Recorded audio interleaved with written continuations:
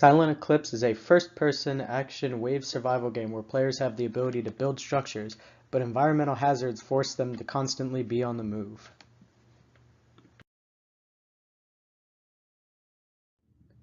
In Silent Eclipse, players are able to attack and fight monsters, and when monsters are defeated by players, they have a chance of dropping an item that the player can pick up.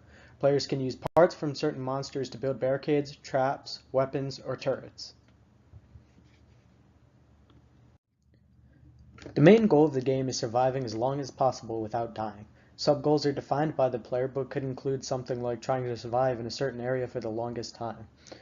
Enemies always spawn in waves, and structures built by the player do not regenerate health and cannot be healed or repaired by the player. Lastly, there will be environmental hazards that push the player out of a built-up area to stop them from trying to build up defenses for too long. The main anti-force of the game is going to be the enemies that the player will fight. There are 4 different types of enemies. The first one is a grunt, which has average stats equal to the player, and when it's killed, it will drop a bone knife that the player can use and will give them additional damage. The next type of enemy is a blitzer, who is a lot faster but has much lower HP than the grunt. However, when they come into contact with a player or structure, they will explode. If the player kills them before they explode, they can get the black powder off of their dead body and use that to create traps.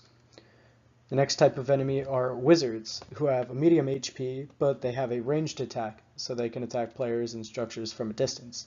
When they are killed, they drop a magic stone that players can use to create turrets.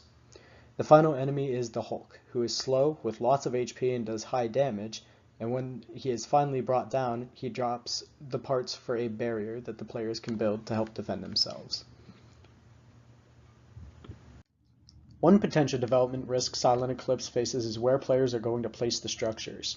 If this becomes an issue during development, a way of solving this would be to have special locations where players can build the objects that they are trying to build. It would limit the player somewhat, but it would still give them the main functionality of the game without taking too much away. Most wave survival games would have the player sit in one spot, build a base around them, and wait for enemies to come and knock it down. Silent Eclipse looks to break this trend, however, by having environmental hazards come in and make the player move their base constantly. And by having barricades not be repairable, it means the player has less incentive to stay in a single area.